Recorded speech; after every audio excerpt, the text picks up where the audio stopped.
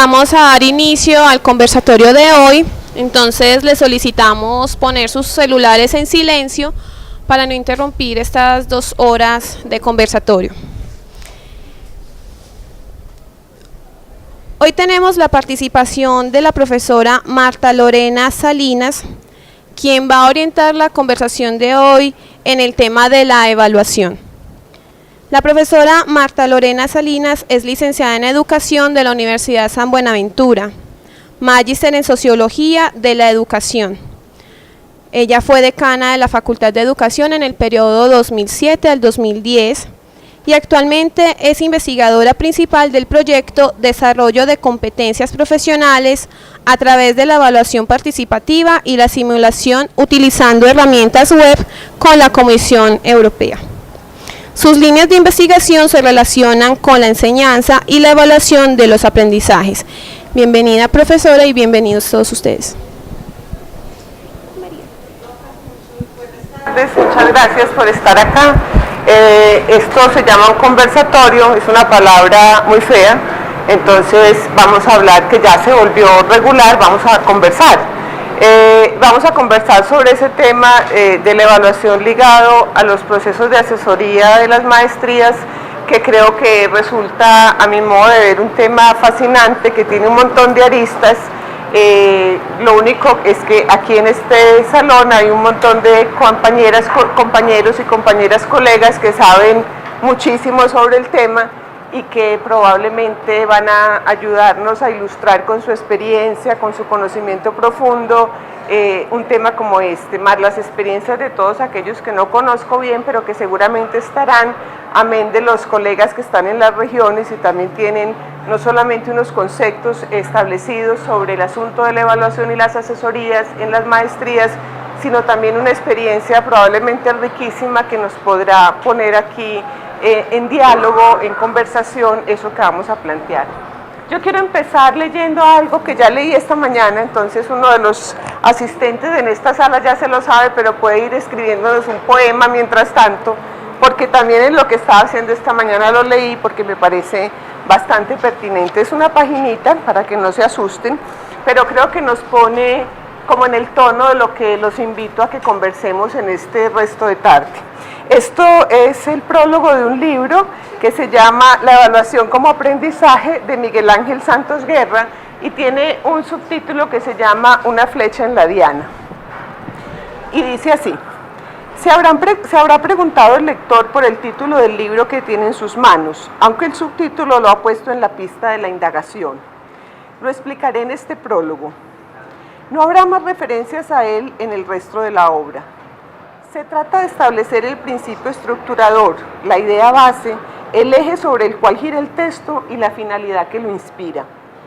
La evaluación puede concebirse y utilizarse como un fenómeno destinado al aprendizaje y no solo a la comprobación de la adquisición del mismo.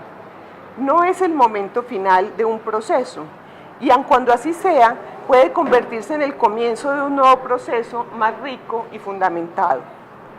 Me gusta realizar con mis alumnos y alumnas un ejercicio que refleja nítidamente el trasfondo de estas páginas. Contaré esquemáticamente cómo se desarrolla la actividad. De ella, deducirá el lector sin necesidad de muchas explicaciones lo que quiero decir cuando hablo de la evaluación como aprendizaje. Pido en la clase que un voluntario se acerque al pizarrón. Una vez allí, le vendo los ojos con un pañuelo. Dibujo en el pizarrón una gran diana con su blanco en el centro y 4 o 5 anillos alrededor. Seguidamente, coloco al interesado frente a la diana y le pido que lance al centro un trozo de la tiza que previamente le he dado. Cuando el proyectil hace impacto, hago una evaluación sobre una escala de 5 grados, muy mal, mal, regular, bien, muy bien. Y comunico al interesado el resultado sin explicarle las características de su desviación. Seguidamente lo invito a repetir el lanzamiento y le vuelvo a comunicar el resultado de la evaluación.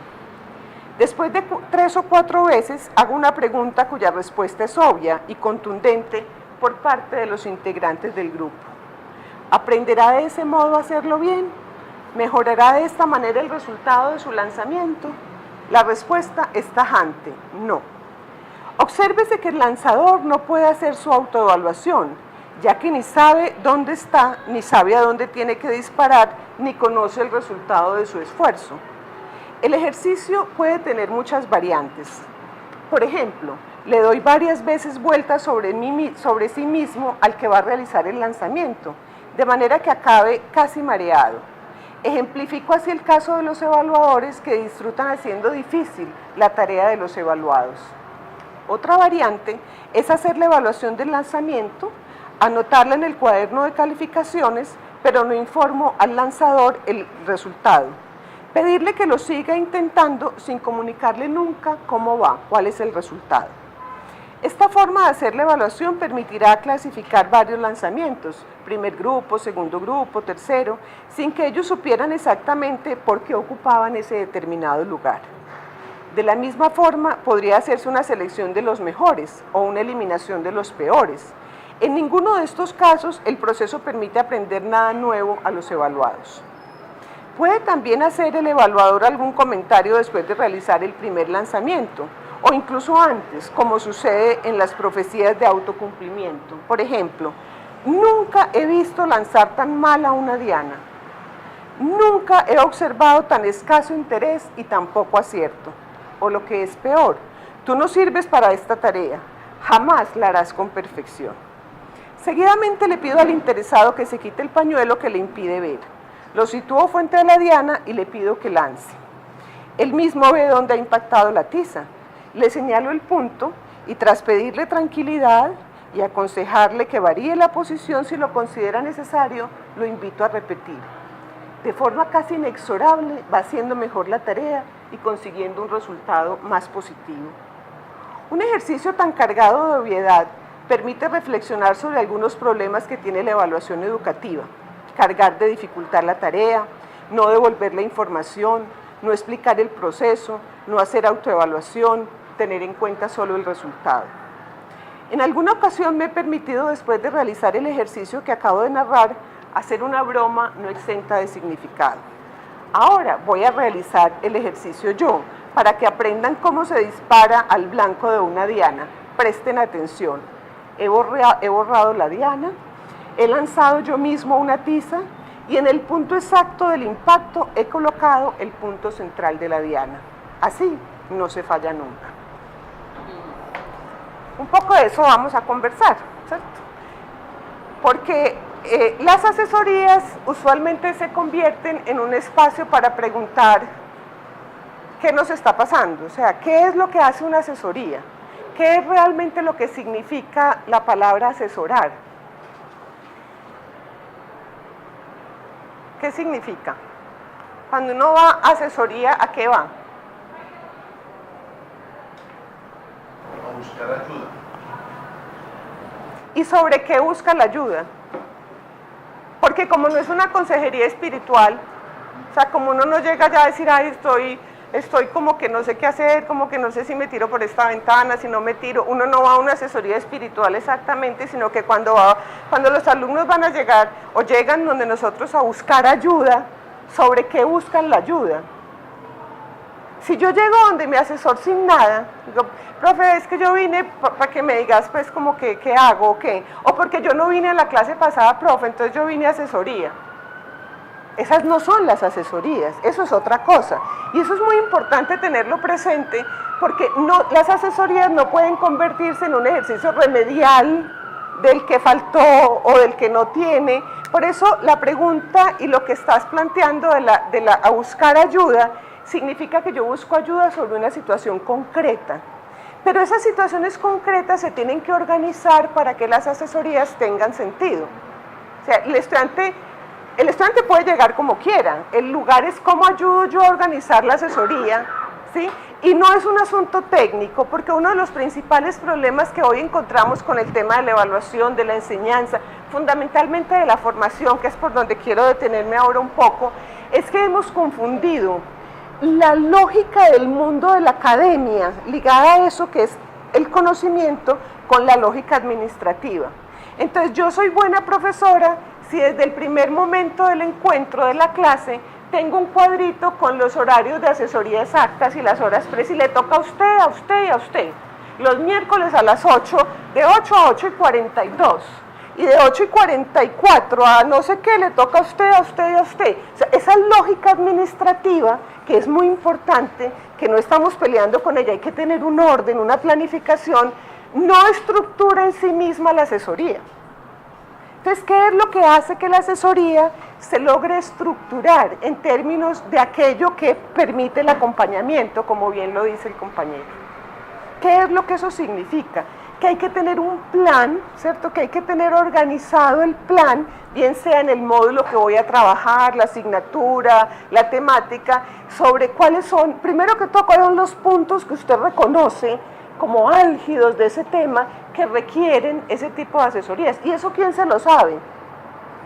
Con antelación, me lo sé yo. O sea, ¿cuáles son los puntos de eso que usted va a formar que sabe ya por su experiencia en una maestría o en el pregrado o en no sé dónde, que van a generar algún tipo de necesidad de acompañamiento especial? Eso es una cosa. Pero la otra cosa es que yo no puedo pedir asesoría. O sea, yo sí puedo, pero la pido para que, profe, y entonces, profe, pero asesóreme, pues, profe, hágale. ¿Qué estoy diciendo? Yo tengo que tener un plan de asesoría, yo estudiante, que deviene ¿de dónde? Del orden y la planificación con que el profe me esté diciendo cuál es la asignatura o el módulo que va a dictar, porque si no yo no logro estructurar eso. Entonces ahí hay un primer elemento que me parece fundamental, que hace acopio de todo eso que permite que las asesorías sean profundamente útiles y que registran, y es donde lo quiero ligar fundamentalmente, que fue lo que la profesora Margarita me pidió que hiciera en esta conversación con ustedes, con el tema de la evaluación. Porque si esa planificación no existe, vamos a estar divagando y generando no una historia del proceso de transformación, que es lo que quiero contarles, sino una historia como una sumatoria de frustraciones mutuas. ¿Sí? Porque como uno no sabe muy bien qué es lo que está haciendo, no lo entiende muy bien, entonces llega donde su asesor con el avance importantísimo del trabajo o del trabajo final del grado, de la tesis, y llega feliz porque ha escrito 70 páginas de su autoría, se ha esforzado en las citas bibliográficas, ha puesto esas lecturas contemporáneas que va a poner allá, se la manda al asesor. El asesor la lee, no va a asesoría, el asesor le dice, ¿y qué más? ¿Cómo vas? ¿Cómo vas? Y muy bien, profe, leyó lo que le mandé las 70 primeras páginas, pero ahí no dice nada. Y eso nos ha pasado a todos con las primeras asesorías, en el lugar de esto, todavía no has dicho nada, ¿qué es lo que querés decir? Ese camino hay que acortárselo al estudiante, ese camino hay que ayudárselo a allanar, porque yo sé qué es lo que el otro está trabajando, bien sea en su proyecto de investigación o bien sea en la consecución de esos objetos, en la claridad de esos objetos de conocimiento de un módulo. Entonces no lo podemos dejar así sueltico, a que él escriba las primeras 100 páginas y llegue y uno dice, pero no, es que sí, pues, pero no, ahí no dice nada. Porque lo que hace es uno construir no un proceso de transformación, como decía ahora, sino una secuencia de frustraciones. Uno sale y dice, no, mi asesor sí es lo peor, y con el agravante de que así usted sea la mejor asesora del mundo, claro, el estudiante empieza a presentar unas cosas, y cuando llega, que usted le dijo que, bueno, entonces vamos a tomar por aquí, la dirección es esta, vas a complementar este capítulo, aquí vas a introducir estas 3 autores que son muy importantes para estos temas que señalas acá, y uno se va para la casa y trabaja esas 2 semanas y lo hace, y llega y resulta que el asesor cambió de idea. Uno cree que el asesor cambió de idea y dice, no, es que me tocó la peor de todas. O sea, le hice todo lo que me dijo y ahora me dijo que eso no era. ¿Por qué ocurren esas cosas? Porque así es el mundo del conocimiento, es lleno de fisuras, de discontinuidades, porque no se parece a la lógica administrativa, que si te entregaron una lista, va a ir a hacer un mandado, ¿sí? Entonces uno saca la lista y dice, ya, esto ya va chuleando, pero así no es el conocimiento, uno no va chuleando, porque cuando lee este autor se encuentra con 4 más, que le abren de una manera distinta el espectro de lo que hay ahí. Entonces no es que la asesora lo haya asesorado mal o se equivocó, es que ese mundo es completamente cambiante. Por eso finalmente lo que uno dice es que las tesis, así como los informes de investigación, uno uno sale de ellos, porque si lo sigue leyendo nunca lo entrega. O sea, siempre encontrará que le falta un poquito, que hasta ya no alcanzó, que así no era, que ya yo lo escribiría mejor, pero de eso se trata, por eso tienen fecha, porque usted dentro de 2 años lee eso y dice, ay, ¿cómo escribe esa barbaridad? Porque ya lo puede decir o escribir distinto, porque ha evolucionado, porque ha cambiado. Entonces, con ese preámbulo, lo que yo quiero decir es que las asesorías son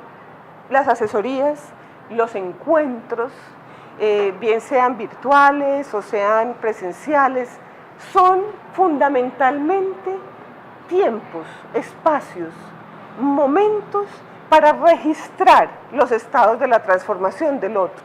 Tanto, ojalá, del otro asesor, del otro maestro, ¿sí?, de ustedes, que van registrando cómo ese ejercicio de su propia práctica ya los cambia a ustedes, los transforma, los hace otros, porque eso que enseña, eso que usted está enseñando, ya le ha pasado por el cuerpo de alguna manera, ya lo ha habitado, ya lo constituye como un sujeto distinto.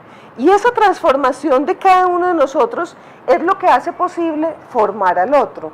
Si nosotros no nos transformamos, el otro tampoco se podrá transformar. Entonces las asesorías, insisto, los encuentros, no son más que la posibilidad de que se vaya registrando el estado de la transformación. Y cuando yo registro ese estado de la transformación, entonces no es que haya una regresión, porque me dijeron, no, léete mejor esto. No es que la asesora sea mala, y eso hay que hacérselo entender a los estudiantes. Hay que ponerles, digamos que, la claridad sobre lo que significa la construcción de ese proyecto de vida, que es estar matriculado en la maestría durante un determinado tiempo, que permite transformaciones en todo orden. Si pasar por una maestría solamente le ha permitido subir en el escalafón a cualquiera, si solamente le ha permitido tener un papelito más para registrar en la hoja de vida, si solamente le ha permitido hacer eso que hoy es tan importante en términos de la construcción de indicadores, pues bueno, eso tiene utilidad. Yo no voy a pelear con esa utilidad, ¿cierto? Pero no significa en términos de aquello que se propone, digámoslo así, en términos generales, como hacer un recorrido de estudios de tercer nivel en la vida del otro. ¿Qué significa qué? Ser mejor ciudadano, ciudadana, ser mejor hombre, mejor mujer, mejor amigo, mejor hermano. Significa convertirse en otro ser humano, en un ser humano que puede leer el mundo de afuera desde aquello que lo habita, porque lo aprendió, y lo aprendió, quiero decir, le pasó por su ser, le cambió la forma de mirar el mundo, le cambió la forma de mirar a sí mismo, al otro y a lo otro. Es decir, esa apuesta por lo ético, lo estético y lo político. Y ahí son los 3 elementos que yo pondría como fundamentales en el ejercicio, porque son 3 elementos que permiten realmente la conformación de eso que se ha llamado masa crítica, académicos, intelectuales, investigadores, de muchos nombres y de muchas formas, pero que permiten eso, es decir, cuál es la reflexión que puedo hacer sobre mí mismo, sobre el otro y sobre lo otro. Lo otro que tiene que ver con ese ámbito de lo político, de lo social, del cuidado, del reconocimiento, del análisis, de la crítica, que no pasa desapercibido. Es decir, yo no me hago magíster para ser igual. Muchos de los alumnos que van a tener en sus aulas están ahí por una necesidad de orden administrativo, ¿sí? Y porque eso deberían apagar esa cosa. Hace indicadores a granel, ¿cierto? O sea, ¿cuántos magíster tenemos formados en el departamento, en el país? ¿Sí? Pero la pregunta sería, ¿cómo hemos cambiado por tener tantos magíster nuevos? Y como eso es un indicador muy etéreo, ese interesa poquito, ese nos toca a nosotros, en el lugar de maestros, porque el otro sale en la estadística, ese no nos ocupa, ese sale registrado en una base de datos. Pero ¿cuántos logramos que metieran en su vida, ¿sí?, que fueran ciudadanos distintos frente a con eso que aprendieron? ¿Cómo se lee a sí mismo, a fuerza de ser monotemática? ¿Cómo lee al otro, a mi compañero? ¿sí? Y cómo leo el mundo, cómo leo lo político, eso que llamamos lo externo, lo estético, lo que está ahí, cómo lo leo, con qué lo leo.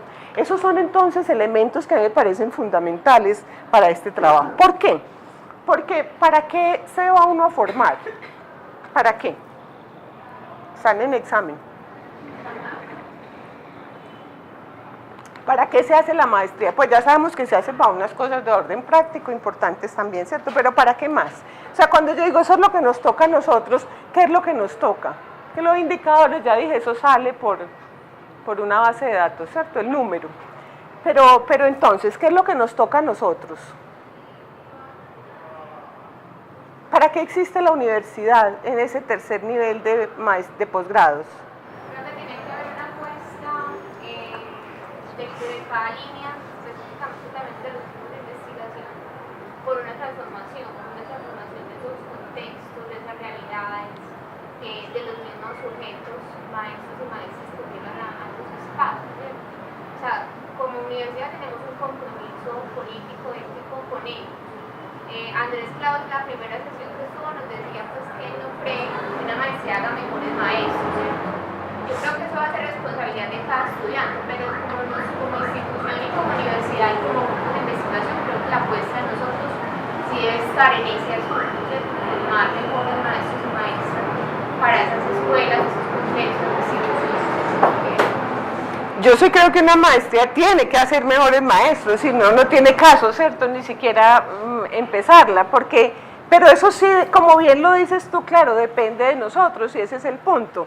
Si seguimos haciendo tesis de maestría para engordar los indicadores y los anaqueles, donde uno dice que va a resolver yo no sé qué, en el yo no sé qué, no va a pasar nada.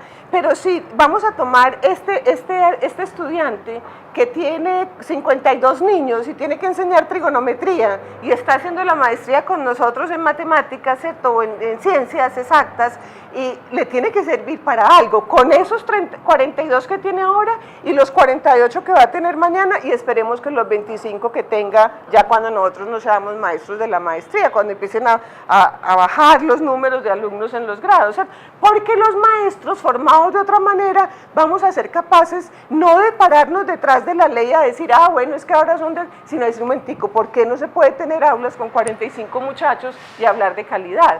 Aulas así, así de chiquiticas, así de hacinadas, y hablar de calidad, qué es lo que eso significa, ¿cierto? O sea, y no solamente es un asunto de hacinamiento. Entonces, claro, es un asunto por dónde pasa eso que les estás enseñando, eso de física que llevas allá, eso de lenguaje, eso de ciencias, de arte, de inglés, eso que llevas allá, cómo pasa por la vida cotidiana de los que están haciendo la maestría. Porque si no pasa por la vida cotidiana es un encarte. Por un lado, tiene una doble tarea, hacer esta maestría y atenderlos de allá. O sea, es un agobio.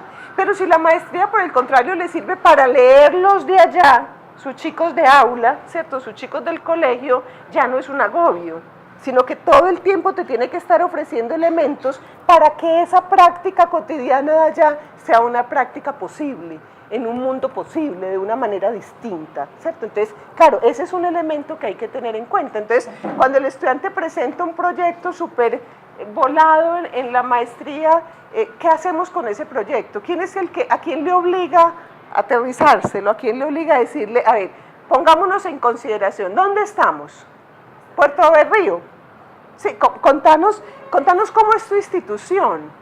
¿Cómo son tus lugares de trabajo? ¿Qué es lo que hay que atender allá? ¿Cómo se pega con el plan de desarrollo municipal, eso que vamos a hacer? ¿Cómo entra en el proyecto educativo institucional de donde estás trabajando? Y no es para que sea exclusivo para el octavo de la escuelita chu, no, esa especificidad tiene que abrirse, pero su práctica real tiene que ser una práctica específica, en unos contextos reales y situados, ¿cierto? O sea, me parece que ahí hay un punto muy importante que hay que atender y que hay que atenderlo desde el principio, desde que iniciamos a vernos cara a cara con los estudiantes, pero que tiene que existir un punto absolutamente importante.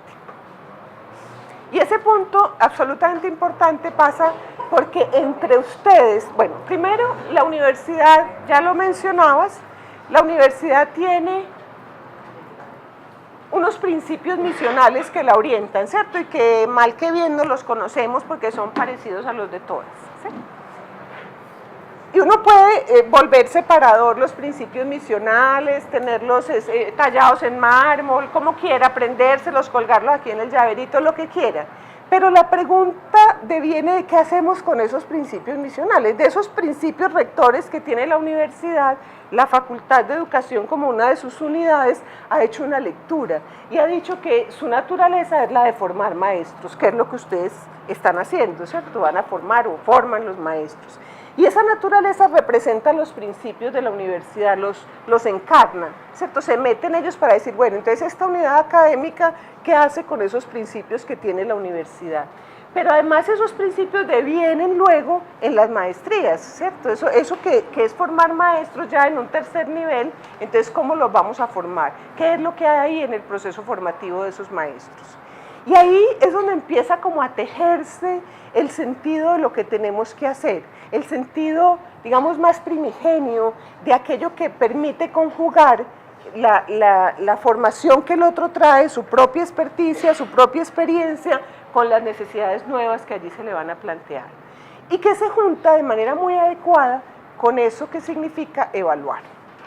Entonces, para ir entrando al asunto de la evaluación y que lo iremos mezclando, la primera pregunta que uno tendría que hacer es ¿para qué se evalúa? ¿Para qué? Para hacer un seguimiento, identificar los avances, las transformaciones que se están dando paulatinamente. Muy bien, ¿para qué más?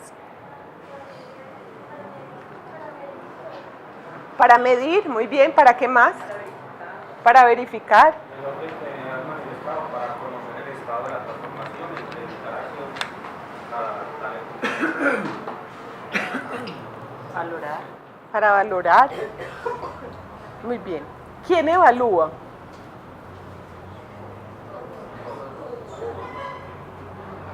¿Quiénes son todos? Dependiendo, digamos, de la teoría curricular con la cual esté trabajando.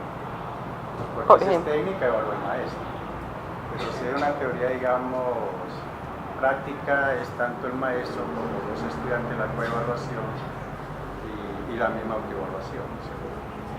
Y si ya es una teoría emancipadora, entonces yo diría que hay que ir formando poco a poco esa autonomía del estudiante para que él haga su autoevaluación. Yo creo que dependería de eso. Profesor. No, lo que pasa es que la pregunta que me evalúa al final resulta que los evaluadores son los valores de la monografía. ¿Los evaluadores qué? De la monografía de la tesis. En última instancia, el centro práctico son ellos los que van a poner quién pasa o quién evalúa los pasos. El problema sería cómo está el proceso hasta llegar allá. Que es lo que podría verificarse desde otros puntos de vista, de otras maneras de ver la evaluación de lo que se ha establecido como una evaluación calificadora, una evaluación medidora para lo que se está llevando a cabo en este curso adicional, que es una evaluación para el aprendizaje, que serían como dos paradigmas de la evaluación. Pero siendo prácticos, el que evalúa no está en manos de dos evaluadores interministeriales.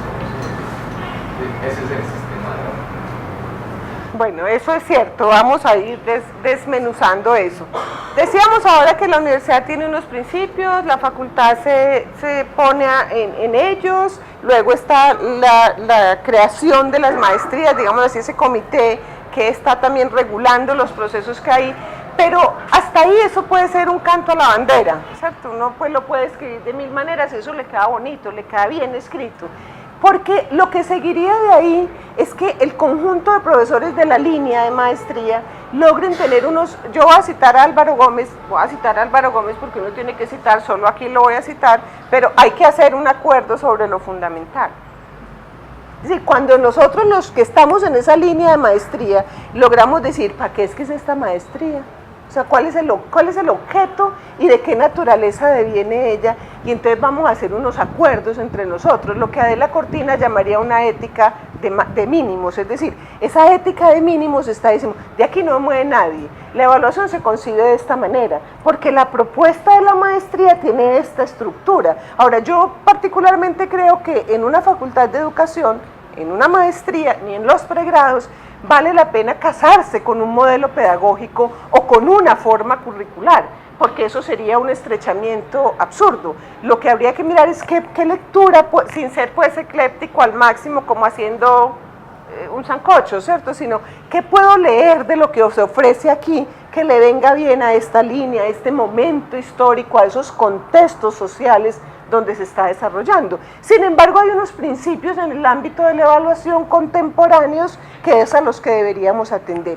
Pero esa ética de mínimos, ese acuerdo sobre lo básico que dice, mire, aquí se evalúa para medir. Entonces, vamos a evaluar para medir. Entonces, estamos todos nosotros los de esa línea de acuerdo. Entonces, nos tenemos, y sí, votamos que bueno. Entonces, hay que filarse detrás de la medición, porque ya después yo no me podría salir. Porque eso se llama una incoherencia. Pero yo no creo que aquí vamos a decir que vamos a evaluar exclusivamente para medir, ¿cierto? Sino que vamos a evaluar para otra cosa. Vamos, pero entonces uno puede decir, bueno, no, aquí vamos a evaluar para hacer un seguimiento y para registrar el estado de la transformación, que eso es lo más de bonito cuando uno lo dice. ¿Y cómo lo vamos a hacer? ¿O qué? ¿Eso cómo se hace? O sea, ¿cómo se llega allá? ¿Cómo se permiten qué es el principal elemento que tiene decir que vamos a registrar el estado de la transformación? Porque yo puedo decir eso. Aquí vamos a hacer el principio básico rector, es que vamos a evaluar para registrar el estado de la transformación. Pero eso sí, evalúo yo. Yo tengo el poder. Yo digo aquí cómo se hace. Entonces no estamos registrando nada. Y eso sale, yo puedo poner punto aparte y aquí evalúo yo. Entonces no hay caso. El punto fundamental es desglosar qué quiere decir eso. Entonces cuando uno dice evaluar para registrar el estado de la transformación, quiere decir un montón de cosas, el profesor Bernardo las mencionaba ahora. ¿Qué es lo contemporáneo? Ya no estamos hablando de evaluación para el aprendizaje. Perdón, ya no estamos hablando de evaluación del aprendizaje. Evalúe el aprendizaje. ¿Cierto? Ya estamos hablando de la evaluación como aprendizaje, ya pasamos incluso, o queremos pasar del para que aprenda, sino la evaluación como aprendizaje. La evaluación es el vehículo para que usted aprenda. Pero ahí hay, digamos, unos elementos claves que siguen siendo esa ética de mínimos. ¿Cuál? Sin participación no hay caso. Pero la participación tampoco es, muchachos, participen. Pues, ¿leyeron el programa? Sí, sí, profe, entonces participen. ¿Sí? ¿Qué es participar? ¿Yo con qué participo? ¿Cuál es el elemento fundamental que tengo que tener para participar? Yo tengo que comprender de qué se está hablando. Si no, yo participo diciendo cosas. Para preguntar, tengo que comprender. Porque no, yo puedo registrar el número de las veces que levanta mi estudiante la mano y como es de participadora, para hablar bobadas. No, ¿qué es participar? ¿No? Y participar no es levantar la mano y hacer preguntas como cuando uno estaba chiquito, ¿cierto? ¿Cuántas veces levantó la mano? Entonces le van poniendo punticos y luego los punticos suman. ¿Cuáles son los niveles de comprensión que estás aportando para que el otro participe? Ese es un elemento fundamental, pero viene otro absolutamente ligado a él. Si no reconozco la diferencia, no hay caso, no hay posibilidad alguna de hacerlo. Porque entonces yo quiero que las participaciones y las comprensiones sean igualitas. Y que resulte más ese proceso administrativo del que hablo que un proceso del mundo intelectual y de la academia. Entonces, yo necesito, y es muy común oírlo decir en nosotros los profesores, como frases que decimos con mucha frecuencia, ese grupo es muy heterogéneo, como si eso fuera una especie de castigo, de dificultad, ¿sí? Y ese grupo heterogéneo, ese grupo lleno de diferencias de tipo lingüístico, cultural, político, étnico, esa diversidad es lo que permite recrear la comprensión, porque hay puntos de vista completamente diferenciados, porque los contextos son nuevos, porque aprendemos a establecer relaciones de muchas otras maneras. Entonces, el intento por nivelar, por homogenizar, es un vano intento que no tiene ningún sentido.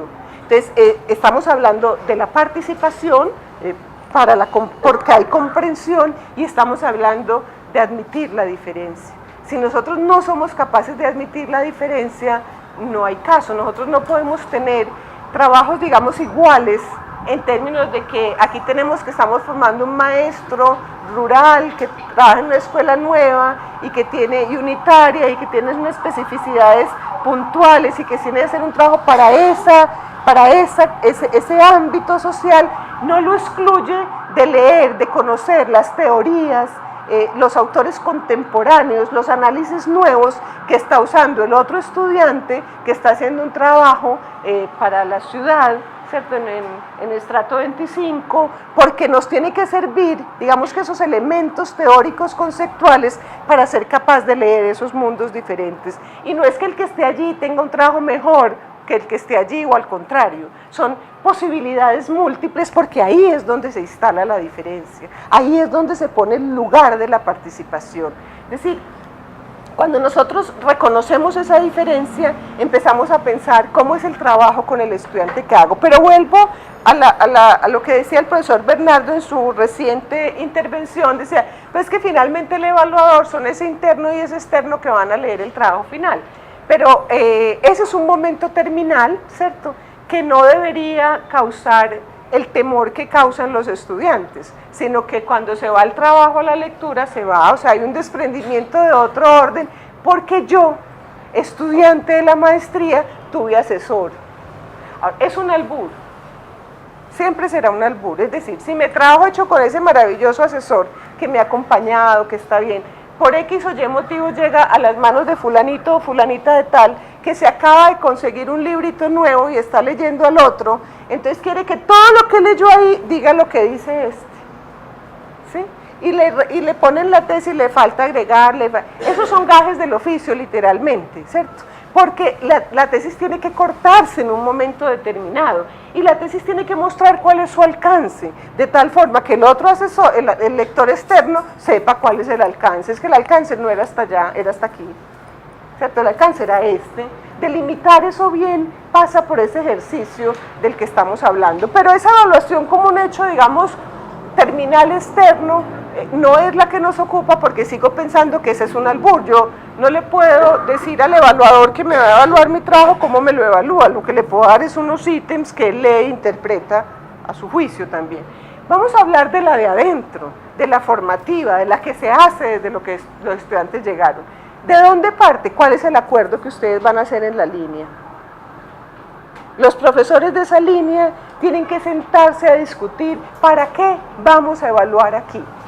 Y cuando uno se contesta para qué, entonces construye un camino, no de la evaluación exclusivamente, profesores y profesoras, no. Construye un camino formativo para esa línea de maestría. Usted podría empezar por otro lado, pero como yo vine a hablar de evaluación, yo empiezo por ese lado, que es el de la evaluación. Pregúntese, ¿para qué evalúan la maestría? Y cuando esa pregunta se hace, empiezan a salir tantas aristas que empezamos a decir, ¿y entonces cómo enseñamos? Si vamos a evaluar así, entonces ¿cómo enseñamos? Y si eso es lo que vamos a hacer, entonces ¿cómo tenemos que proponer las estrategias metodológicas? ¿Cuáles son los puntos de la didáctica? Mire, se toca con todos los ámbitos o con los conceptos, digamos, del lenguaje especializado de lo pedagógico, más estructuradores, cuando yo me pregunto ¿para qué voy a evaluar? Y obviamente de ahí deviene un ejercicio de planeación que subvierte el orden establecido, que es ¿cuál? Nosotros planeamos nuestros módulos, nuestros cursos, la maestría en general, y entonces hacemos toda una estructura siguiendo si hay un formato para hacerlo, no sé qué. Y aquí abajo, en el punto 22 ponemos evaluación, ya no hay más puntos para abajo, no hay 23. Y la despachamos en 2 o 3 renglones, que dice la evaluación es un ejercicio de participación que se hará con base en exposiciones, trabajos escritos, talleres y se hará un seguimiento. El seguimiento vale el 40%, los trabajos el tanto y se despachó la evaluación. Entonces, yo les digo, pongan el punto 22 de primero, ¿para qué van a evaluar? Y verá que todos estos puntos salen complejísimos, absolutamente complejos. Cuando este acuerdo del punto 22, pues el 22 es cualquier cosa, ¿cierto? Cuando este punto de acuerdo sale, cuando esta ética de mínimos está construida, construimos la ética de máximos. Es que ella es distinta a él. pero no se salen de esto que dijeron que era un acuerdo, ¿sí? Acordamos que la evaluación era para registrar el estado de los procesos, o acordamos que era para valorar, o acordamos que era para medir. Eso que acordamos, eso que dijimos que era, ya de ahí no nos salimos. Las formas como la vamos a hacer, esas sí nos salimos, porque yo en el aula llevo todo lo que yo soy, y no somos igualitos por fortuna, para que por esta diferencia pasen nuestros estudiantes. Porque eso los forma, no queremos los profes de la maestría así cortaditos igualitos, sino bien distintos, pero con esos acuerdos establecidos, ¿sí? Y ya de ahí yo me muevo en mi propia diferencia. Eso es un punto fundamental. Entonces, cuando esa pregunta me la hago, yo empiezo a decir, y entonces si eso va a ser así, ¿cómo tengo que organizar lo que voy a enseñar? O sea, de ahí viene el ejercicio de planeación, porque lo otro es un ejercicio más técnico-administrativo, insisto, y dice, los objetivos, entonces uno, hay objetivos por todas partes, entonces los pone aquí, justifique yo no sé qué, y arma un programa en minuto y medio, pero esa no es la tarea es al contrario, ¿cierto? Y cuando la tarea se hace al contrario, entonces se vuelve compleja, porque cuando estamos trabajando nosotras cuatro en una línea, no podemos simplemente decir, ah no, yo eso lo dicté en el primer módulo, yo no sé qué vas a hacer en el segundo, y en el tercero. ¿Qué vamos a...? Usted no tiene asignatura, llamémoslo así, en el primer nivel o módulo, pero tiene que saber qué estoy haciendo. Le obliga a saber qué estoy haciendo. Y en consecuencia nos vamos a sentar, suponiendo que nosotras cuatro manejemos una línea inicial, a decir, bueno, este tipo de preguntas, ¿qué vamos a privilegiar en el primer módulo? ¿Qué vamos a privilegiar aquí? Y ahí entonces empezamos a determinar esas estrategias o esas propuestas metodológicas, porque puede que lo que haya que privilegiar, porque ya conocemos nuestros chicos, hay que tener planeación, pero esa planeación va cambiando a un ritmo vertiginoso cuando conozco al otro, cuando me voy y me relaciono con el otro, digo, pero si aquí hay un asunto que hay que manejar, porque yo puedo llegar a decirle a mi compañera, ¿no te parece los que nos tocó? Saben leer, no saben escribir, qué horror. Pues, entonces cuando usted cree que el otro que hay allá no sabe leer y escribir, ¿usted cómo le enseña? ¿Usted cómo prepara la clase para el que no sabe leer y escribir? Si yo no sé leer y escribir, ¿qué te vas a poner a complicarte la existencia si igual yo no sé nada? Entonces, ¿cómo veo al otro? Y claro, ya lo recibió la universidad, la facultad ya le dijo que sí, que los iba a tener a ustedes de profes, entonces ocúpense de ser profes. Y ocuparse de ser profes es saber cómo es el otro, en eso que concierne a aprender. Entonces, tenemos dificultades en esto y en esto. Entonces, ese primer semestre, ese primer módulo, yo no sé, llámese como se llame, ¿qué va a privilegiar en las estrategias? Porque claro, cuando a uno le devuelven el trabajo, el evaluador externo, por 1000 cosas, voy a decir una que no es por la que, es una entre 384 millones de opciones, una, no estuvo bien asesorado, porque si el asesor externo le dice, pero ¿cómo no sabes citar? Ninguna cita está bien hecha, ¿qué le pasó a ese estudiante?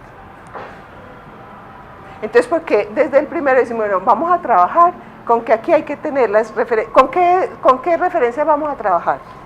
Pongámonos de acuerdo, no le pida usted una y no le pida yo otra, enseñémosles por lo menos una, bien, ¿cierto? ¿Y qué más vamos a hacer? Entonces todos los trabajos tienen que ser entregados por escrito, estoy diciendo cosas, yo no entiendo que así sea, ¿sí? Porque tenemos problemas en la escritura, bueno, entonces vamos a trabajar en la escritura, entonces todos por escrito. Vamos a poner, están entregando los trabajos de una manera loca, entonces vamos a poner normas para entregar los trabajos, ¿cierto? ¿Sí o no?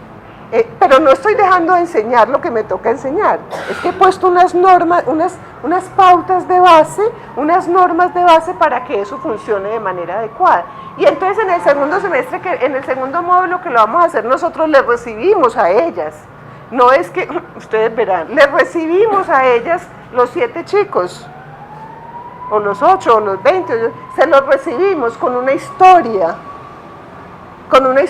construida ahí. No recibo unas planillas, recibo unos maestros que saben cómo van. O sea, no puede pasar, una cosa que yo siempre cuento porque Yo le digo a Camilo, mi sobrino, que está en una universidad, ¿cómo te fue? Mi amor, ¿cómo te fue? Dice, ay tía, no sé, es que no han colgado las notas.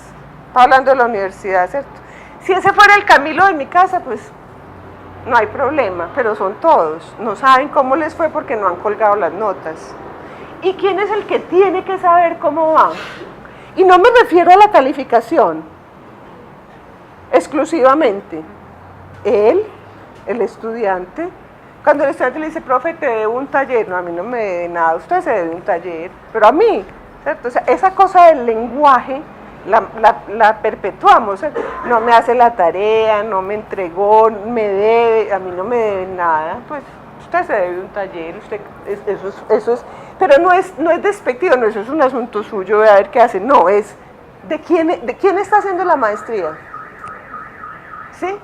Pero a mí no me pueden decir, ah, no, usted está haciendo la maestría, usted es grande, ve a ver cómo hace. No, venga, ¿cómo vamos a hacer esta maestría? Él tiene claro qué es lo que tiene que hacer. Está meridianamente claro qué le corresponde. Nosotros les decimos, hagan un ensayo, muchachos. Y les damos el tema, pues, y todo, ¿cierto? Hagan un ensayo sobre los avances o las relaciones entre el siglo de las luces y yo qué sé. Hagan un ensayo y nos vamos y les dejamos la tarea. ¿Y uno qué hace o qué? Y está en la maestría y todo, ¿y uno qué hace o qué? ¿Qué? ¿Usted qué va a hacer? Le mandan el ensayo y no escriben ensayo. Pero empecemos en esa cosa tan simple por el principio. ¿Y qué es un ensayo? ¿Qué? Hay como 11 manuales de qué es un ensayo. Por fortuna hay uno que dice que no se sabe qué es un ensayo. Por fortuna hay por lo menos uno que dice que no hay receta, pautas para hacer el ensayo. Pero ¿qué es un ensayo? Eso es parecido a, muchachos, un taller. ¿Taller? ¿Qué es un taller? O sea, hay un montón de cosas que tenemos ahí. Entonces, bueno, listo, usted quiere pedir un ensayo. ¿Que tenga qué? ¿Que tenga qué? ¿Para qué queremos que haga un ensayo? ¿Para qué? No, pues, ¿cómo que para qué? ¿Para qué? Y no estoy haciendo una pregunta necia. ¿Para qué quiero que haga un ensayo? ¿Para qué? Acercamiento a autores, para procesos escriturales. Bueno, entonces, perfecto, profe. Entonces uno tendría que hacerse una pregunta. ¿Un ensayo es lo más adecuado para eso? ¿A qué estoy llamando yo ensayo? Entonces yo digo, yo quiero que hagan un ensayo, y ensayo para mí aquí es esto. Y no pasa nada, pero hay que decirlo. Ahora, si leemos qué significa un ensayo, entonces uno tendría que decir, mire, el ensayo tiene todas estas acepciones y aquí vamos a tomar esta para hacerlo, pero yo lo tengo que decir, porque si no, yo hago una elucubración y usted me dice, no trajiste los autores, usted no me dijo que trajera autores. Es que lo que queríamos era mirar si ya estabas escribiendo mejor, usted no me dijo. Pero, ¿para qué quieren que lo haga? Entonces, siempre habrá una pregunta antecediendo esos procesos formativos. ¿Para qué? ¿Para qué? ¿Sí? Y no es una pregunta técnica o mecánica. Muchachos, aprenderse esto es muy importante. No, esa no es la respuesta. Profe, ¿yo para qué me toca aprender eso? No es para evitar la pregunta, ni es para adelantarse a la pregunta de un para qué operativo, técnico, de un para qué que produzca un artefacto. Es un para qué que produce sentido. Bernardo. Era sobre el ensayo. No sé si sea todavía pertinente, pues la idea de un ensayo es construir una tesis argumentada con diferentes momentos de argumentación, ya sea de autoridad, ya sea de ejemplo. Pero si nos preguntáramos aquí, ¿qué es un ensayo para cada uno de nosotros? Seguramente se repetirían muchas, pero aparecen muchas formas de decir que es un ensayo. ¿Y cuál es? El ensayo es, ¿para qué lo vas a hacer? Para que me traigan autores nuevos de tal manera. No, para que cojan una tesis y la puedan analizar. No, para que escriban mejor. No, ¿para qué es? No estamos discutiendo si lo llamen o no. Los estudiantes saben para qué es. Eso se llama, o eso es parecido a la formulación de criterios. Entonces, ¿para qué es que queremos escribir el ensayo? ¿Sí? Pero fíjense que eso se toca, yo por eso no quiero desligarlo de esos procesos formativos que estamos planteando acá adelante. Entonces, digamos que cuál es el punto de acercamiento, cuál es el punto en que hace clic una situación como esta en el proceso de formación. Cuando hablamos de formación y que estamos diciendo, pasemos la evaluación para acá, ¿cierto? Pensemos ese ejercicio, porque cuando yo estoy pensando la evaluación de acá, de primerita, no es un ejercicio técnico, porque yo no puedo decir 3 parciales y un final, ¿de qué? 3 parciales de qué. No tenés aquí, no tengo de qué, ¿cierto? O sea, ¿de qué? Entonces, cuando yo me empiezo a preguntar, a hacer preguntas iniciales, puedo orientar de otra manera esa planeación. Claro, ¿con qué la oriento? Con una relación clarísima de los objetos de conocimiento que voy a enseñar. Porque si no los tengo, tampoco hay posibilidad alguna de contestarse la pregunta Tere. Es que frente a la evaluación a mí siempre me han surgido pues muchas inquietudes y siempre he sentido que es un proceso como si fuera desligado, o sea que la evaluación es un momento como si estuviese desarticulado de todo el proceso de formación. Entonces yo diría, en esa perspectiva que estás planteando, que la evaluación tiene que ser un proceso y la evaluación no la podemos concebir simplemente como una evaluación para hacer como una medición cuantitativa, porque también la pregunta que nos hacemos, por ejemplo, desde otros procesos también pedagógicos, también es, bueno, podríamos hablar de evaluaciones más cualitativas. Entonces, lo otro, que también me surge como la inquietud.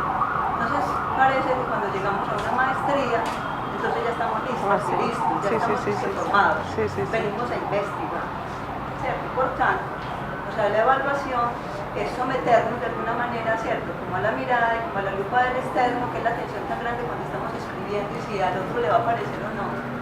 Entonces, me genera, pues, siempre he tenido como esas inquietudes, esas preguntas, pero con lo que estás planteando, como que me voy reafirmando en entender que la evaluación tiene que ser un proceso y tiene que ser permanente y tiene que ser más que una evaluación punitiva, ¿cierto?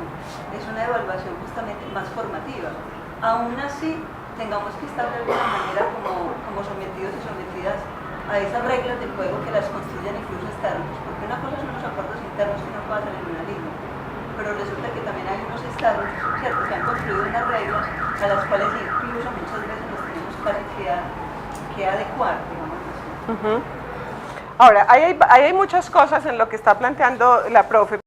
Quiero detenerme en algunas. Por ejemplo, ese asunto entre lo cualitativo y lo cuantitativo no es un asunto importante, porque cuando la evaluación tiene, digamos, que el rigor de entender qué es lo que se está haciendo, que va a tratar de mostrarlo, tiene un resultado, pero es un resultado ¿de qué? De que se acabó este semestre. Así es, o sea, la evaluación le tiene que servir al otro, para él mismo darse cuenta si esa sí es la lección adecuada. Pero eso no tiene que ser colgado de un palo con un rejo. Eso puede ser de la mejor manera posible.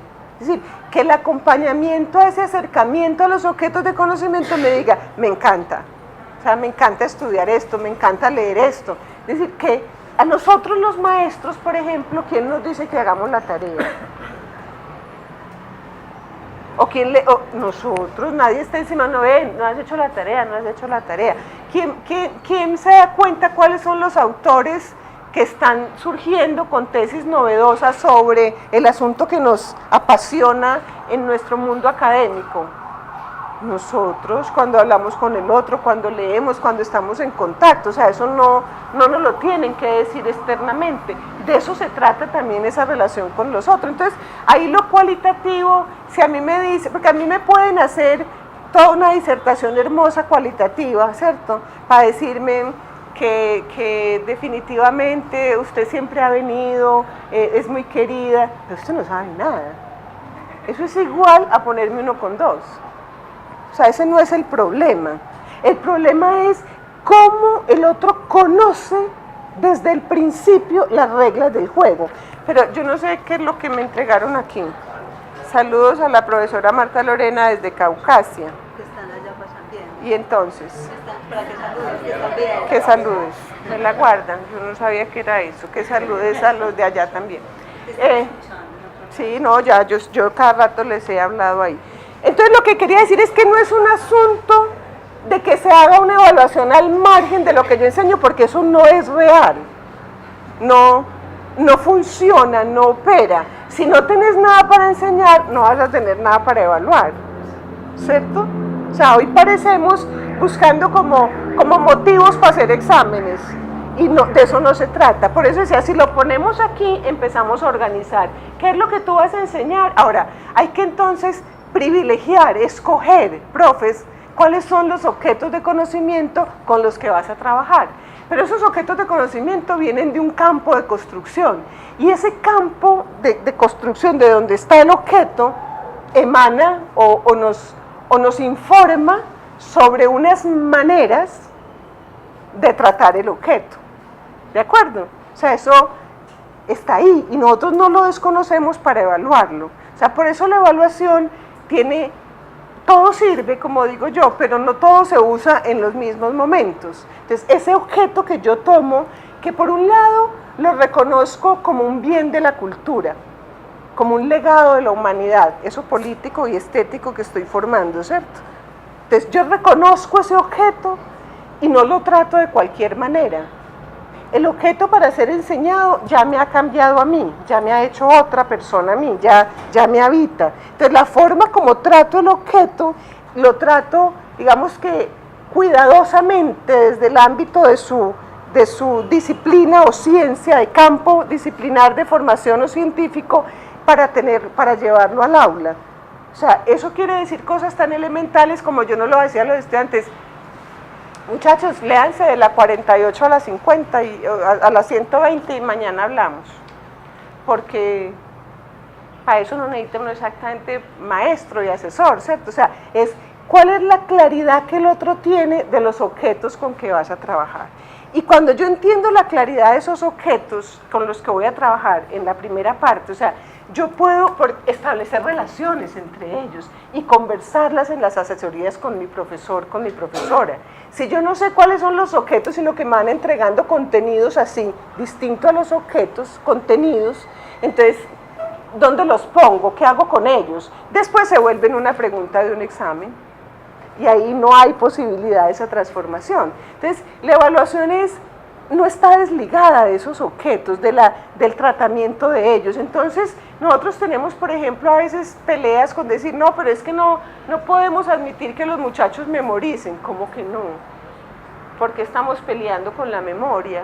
No es una memoria de repetir, ¿cierto?, y hacerla plana, vacía. Es una memoria para tener un lenguaje especializado de la ciencia o de la disciplina que enseñamos, que aprendemos o que enseñamos, porque si no, ¿cómo nos comunicamos? Que es desde las nuevas sociologías aquello que nos da identidad y pertenencia a un gremio. Entonces, ahí hay una posibilidad de entender los objetos, de saber cómo está el objeto. Pero para la comprensión de esos objetos, como yo soy la profe, yo entiendo ese campo de construcción del objeto, sé cuáles son, digamos que, los otros objetos que lo soportan, que lo ayudan a sustentarse, que le dan existencia, ¿cierto? Entonces, en la evaluación decimos que hacemos evaluación inicial o diagnóstica. ¿Eso qué significa? ¿Cómo está la relación de esos estudiantes que yo tengo con esos objetos que voy a enseñar? ¿Sí? ¿Y cómo indagamos eso cómo está? Fíjense que empecé por aquí para abajo. ¿Cómo indago eso cómo está? ¿Qué puedo hacer para saber qué relación tienen mis estudiantes de esta maestría, de este primer nivel que me entregaron, con los objetos que yo voy a enseñar?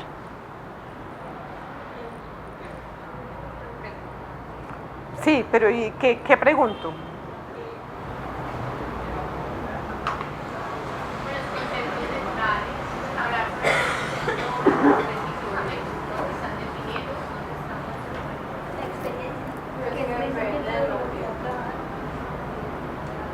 Depende del objeto. Yo quiero saber cómo está la estructura, pero yo quiero saber cómo está conceptualmente, no conversar, por ejemplo.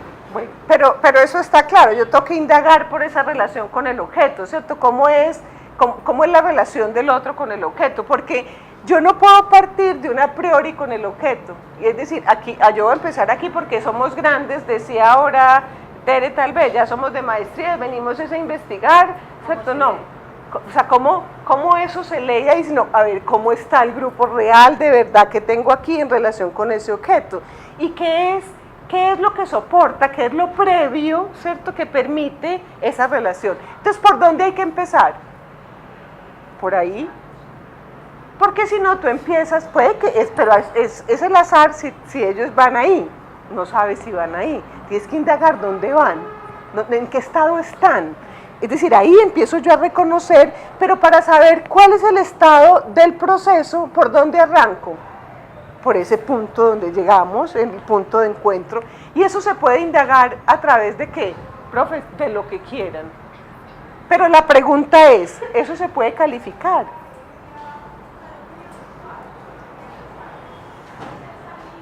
O sea, ¿qué sentido tiene decirle a un estudiante, hago una prueba para ver esos sacaste 2,8, vas en 2,8, sacaste 4,9, vas en 4,9.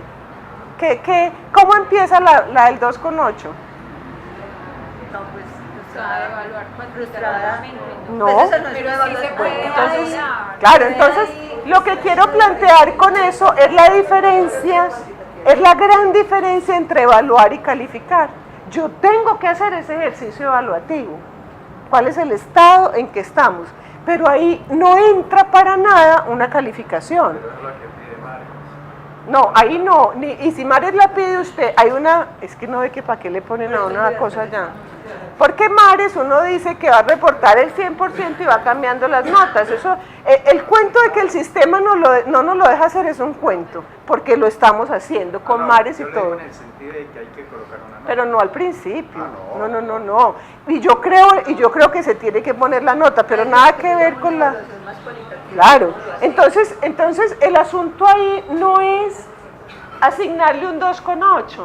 El asunto ahí no es que yo me quede con esos exámenes, pruebas, textos, conversaciones que hice, porque todo lo que dijeron viene bien, tú tienes toda la razón, depende, ¿cierto? Adecuo una forma de indagar cómo vamos. El asunto no es que yo me quede con eso y empecé, ahora yo qué voy a hacer. Tengo como 3 de 2,2, como 4 de 1,5, tengo apenas como 2 de 5, ahora qué voy a hacer. El asunto es cómo vuelvo eso allá para que el otro sepa cómo está en relación con qué, porque si no, ¿con qué me miro? ¿Qué es lo que me vas a enseñar? O sea, ¿qué es el objeto de esto? Para yo mirarme cuál es mi distancia entre esto, y de eso se trata la evaluación, que yo pueda mirar esa distancia. Entonces, ahí sí registro el estado de la transformación, pero viene lo que está planteando el profe, hay una gran diferencia entre evaluar y calificar, son dos cosas absolutamente distintas, pero viene también el asunto de, listo, estamos calificando porque números, estamos poniendo números porque usted quiere poner números, no pasa nada. Pero usted me pone un trabajo a mí, me pone a escribir un ensayo, me explicó qué era el ensayo y qué era lo que quería leer en el ensayo, ¿cierto? Y me dijo todo, me dijo, no puedes exceder a 3.000 palabras, debes escribirlo en Verdana 11, a doble espacio. Y el ensayo aquí es que puedas tener una tesis central sobre este punto y elaborar sobre ella, incluyendo mínimo 5 autores que 2 de ellos por lo menos refuercen la tesis y 3 la estén negando. Él me dio unas instrucciones para el ensayo, ¿cierto? ¿Por qué se ríen? Yo sé por qué se ríen.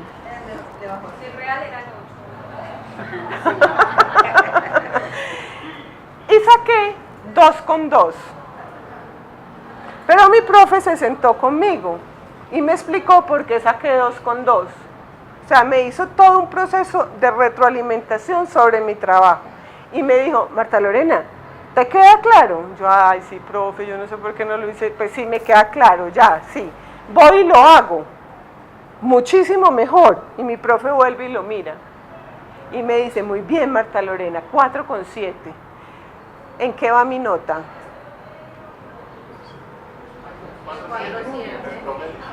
¿O no? No me tendría por qué sumar mi 2,2 con mi 4,7 y dividir. porque ya lo hice. Entonces, ¿en qué voy? Voy en 4,7. Señora. Comentarios. En la época de los objetivos se iban registrando notas. Llegaba el momento en que el estudiante ya en otro objetivo, es decir, para alcanzar este de acá, después de un proceso de 4 o 5 meses, se supone que lo otro ya está abordado. Entonces, la discusión era, bueno, ¿qué hacemos? Unas notas las promediamos y la mayoría la promediaba. Es decir, había ese, como que le dolía al maestro reconocer que si los últimos objetivos habían sido excelentes, decía, no, él no merece todo el excelente porque es que miren todo lo que acá tiene como deficiencia, tiene como regular. Entonces siempre había ese promedio, incluso cuando se sale la norma que la evaluación, que la calificación en lugar de números eran letras, se promediaban las letras y a las letras le... Sí, pero eso era cambiar la pistola de numeritos por la pistola de letricas, pues, porque no se hacía nada. El asunto es que esos son los acuerdos a los que tienen que llegar, ¿cierto?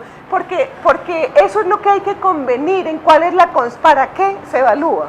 Entonces lo que estamos viendo es, si se evalúa para registrar ese estado del proceso, yo sé que yo estoy aquí y al punto que hay que llegar es acá. Hay unos que nos da más dificultad llegar y a otros menos dificultad, ¿cierto? Pero ¿qué sentido tiene volver este proceso un proceso mecánico de sumar? Es que es tan absurdo como lo que está pasando en la educación básica. Entonces uno debe logros de séptimo, pero ya está viendo la matemática de octavo. Entonces era mentira que eso tenía una lógica en la enseñanza de la matemática. Pero claro, entonces ¿eso qué es lo que ha hecho? Que los logros se conviertan en una especie de absurdo total. Entonces uno lo que debe es una cartelera, y es una que tiene que ver con la secuencia. Entonces usted se puede quedar debiendo la cartelera, no pasa nada, pero eso no era el objeto de la norma, ¿cierto? Entonces en la maestría no nos pueden pasar cosas similares, nos tienen que pasar cosas absolutamente distintas, si fuera el caso de una propuesta como esa, ¿cierto? Entonces el punto es cómo el otro conoce con antelación, el otro estudiante, pero más allá de la entrega de un programa. No es un asunto porque a uno le entregan el programa todo ordenadito y le dicen, les mandamos ayer el programa, hace 2 semanas le mandamos por la red el programa, entonces vamos a abrir un foro de discusión. Muy bien, ¿qué les pareció bien? ¿Alguna cosa? No, bien, pues como ordenado, nos quedó claro. Ahí no hay nada, porque yo no comprendo qué es el programa, entonces no tengo con qué participar. ¿Qué tal si lo hacemos de una manera distinta? ¿Qué tal si conociendo eso vamos construyendo cuáles son los puntos, los objetos que van a conformar la estructura de esa maestría? ¿Sí? Es este módulo que tú dictas, en qué se pega con el módulo que él dicta, pero para pegarlo no es un asunto desligado. Estos profesores de la línea tienen que llegar a unos acuerdos, tienen que ponerse de acuerdo sobre qué es lo que van a hacer, y esa es la tarea más, digamos, compleja de todas, ¿cierto? Que si no se hace, ya eso va a estar patinando. Y va a estar patinando porque entonces yo llego y lo hago como a mí me parece, porque yo cierro mi puerta y hago mi clase. Profe, pero mire, vaya, dígale al profe Bernardo que lo hace así, yo lo hago así. Eso no lo tendría por qué oír un estudiante que se matricula en una línea que está inscrita dentro de un proyecto de universidad y de facultad, ¿sí? Sino cómo hacemos ese proceso de acompañamiento de lo que hay. Entonces cuando él me glosa mi trabajo y me dice en qué me equivoqué, qué me faltó, qué puedo mejorar, y yo voy y lo hago, que es un ejercicio de proalimentación, no se trataría de decirme proalimentarlo, pero yo no te voy a corregir el 2,2, porque el 2,2 no cuenta. O sea, eso no tiene sentido. Entonces la pregunta es también cómo vamos a registrar la calificación para que cuente, porque si no, no tiene ningún sentido proalimentarlo, pero usted me sigue dejando el 2,2, porque esa evaluación cualitativa que estás llamando, que es más de un orden formativo, que acompaña, que ayuda a direccionar, lo que hace es registrar el estado del proceso, y mi proceso avanzó hasta aquí, y hasta aquí, voy aquí, no me tienen que sumar el pedacito de allá. Entonces eso es muy importante, pero lo tienen que convenir ustedes, ¿cierto? Y quítense de encima el Sanedrín de Mares, porque ese no es el problema. O sea, si usted quiere reportar una nota del 100%, Mares lo deja, Y usted lleva pues un ordenamiento con sus estudiantes, ¿cierto? Unos diarios, y usted reporta el 100% mal. Entonces es falso que Mares nos coarte, porque siempre nos gusta encontrar una afuera que nos diga que no, eso no se puede, eso sí se puede. O sea, se tiene que poder por dentro de nosotros mismos, y cuando uno puede por dentro de uno, puede hacia afuera, con absoluta seguridad. Es más, esa comprensión sobre el asunto que hay. Pero ahí lo que pasa, mis queridos colegas, es que ahí hay un asunto muy grave, y es que el poder que nos da ser profesores, ¿cierto? Entonces, ese asunto va ligado a una cosa que mencionaba la profesora hace un momentico. A mí me gusta irme por estos pasillos, me gustaba cuando las notas se ponían en las carterelas en la hojita verde, ¿se acuerdan? Que no, ya no se ponen, y uno pasaba viendo las notas. Entonces hay varias cosas. Una, ¿qué significa un 3,5 en ingeniería? ¿Y qué significaba un 3,5 para acá? Para el 9, para el 12, para el 13, para el 14, bueno, para el 13 no, para el 14, hablo de los bloques. Tienen una significación completamente distinta, ¿cierto? Y entonces no era el mismo 3,5, pero si tú tienes 3,5 en una ingeniería, en el Instituto de Física, tiene un valor, y en otros tiene un subvalor total, ¿cierto? O sea, si tiene 3,5 es que sí, pues es el colmo. ¿Eso qué significa en términos de esos estereotipos tan impresionantes? Pero además, lo otro que dijiste ahora, a medida que el nivel, o sea, ya estoy en posgrado, perder es muy poquito, es muy bajito. ¿Sí? Va como en ascenso. Ya cuando estás haciendo la maestría, eso no se puede perder. Y claro, no es un asunto de que te excluya, de que pierdes, es un asunto de que te diste cuenta que eso no era, y eso no se hace un desertor, en esa palabra bélica, horrible, ¿cierto? Lo que hace la evaluación es ayudarte a comprender que eso en lo que te metiste no era, y buscas otra opción, buscas otro camino. Este no era, pero no te hace una desertora del asunto, por el contrario, te ayuda a comprender ese proceso. Eso es lo que tenemos que hacer con los chicos en las asesorías. Como decía lo que leímos ahora, nunca he visto a nadie que tire más mal un lanzamiento de Diana que usted. Y eso se parece a cosas que o hemos oído o algunos en momentos desafortunados de la vida hemos pronunciado, ¿cierto? Pero no se trata de eso, la compañía del otro. Se trata de que pueda encontrar claridad, comprensión sobre eso que se está haciendo. Entonces, eso que hablaba ahora del poder, profes, es un asunto, es el más complejo del asunto de la evaluación. Ese es el asunto, si se quiere. Porque el poder que nos confiere ser profesores, entonces uno lo usa, ¿cierto? Lo usa. Y lo pone de una manera, Nietzsche lo dice muy bonito, cuando dice que cuando uno tiene algún cargo de poder, cualquiera que sea, se le sale toda la bondad humana o se le salen todas las miserias. Lo que hay que preguntarse es a uno qué se le sale, ¿cierto?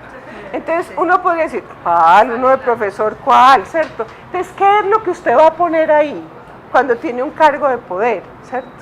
¿Qué es lo que usted pone ahí? ¿Cómo representa eso para decir cómo acompaño al otro con lo que yo me sé?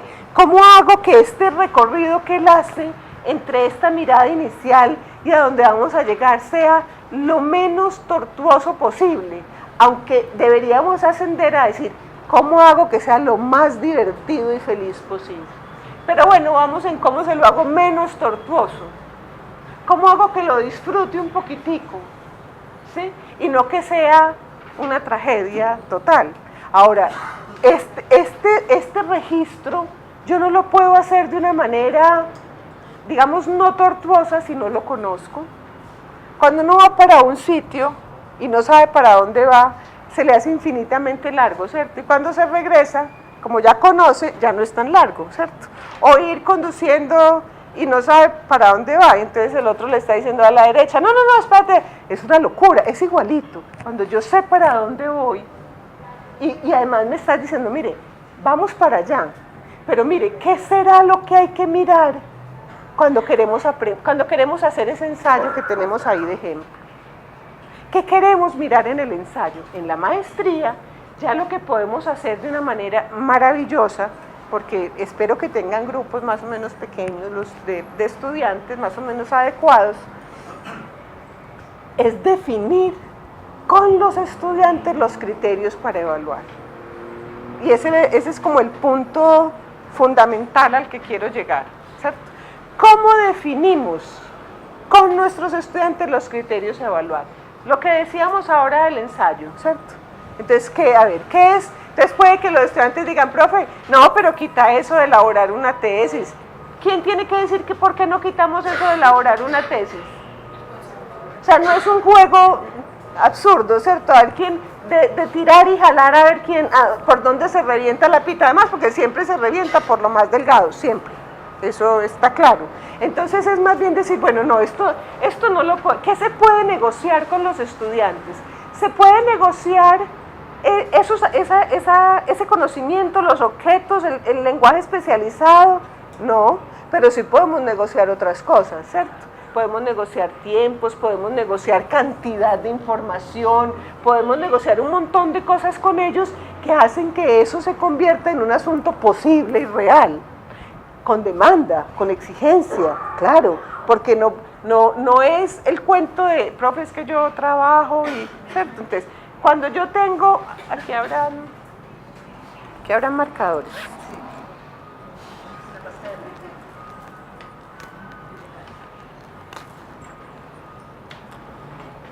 Cuando yo tengo definidos con los estudiantes los criterios, ¿cierto?, con los que vamos a hacer la evaluación, ¿sobre qué hago las asesorías, los encuentros?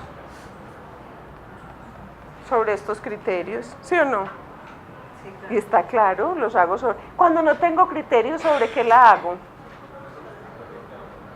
Sobre lo que resulta. Ahí vamos viendo, a ver, ¿qué me trajiste? ¿Qué me trajiste, cierto? Entonces, ¿qué me trajiste? No, profe, yo sí avancé como 4 páginas ahí, o le traje una manzana, un borojó.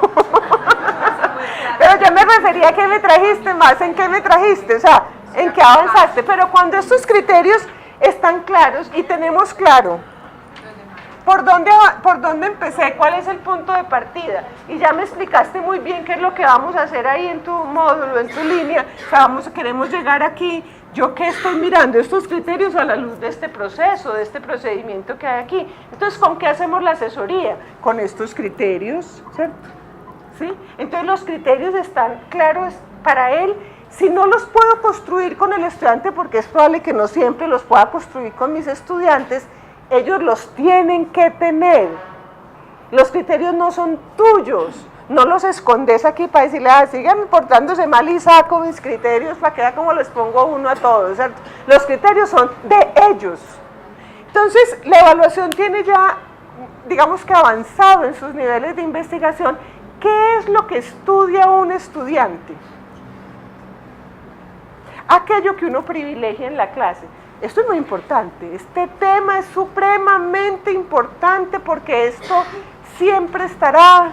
Entonces los estudiantes le ponen el resaltador y lo estudian para el día del examen, ¿cierto? Si les doy los criterios, si los construyo con ellos, si no se los entrego y les digo que esto es lo importante, entonces ustedes van a hacer una exposición. Los profes de Caucasia que nos están viendo, ¿de dónde más está Caucasia? Bueno, en el suroeste, los profes van a hacer una exposición.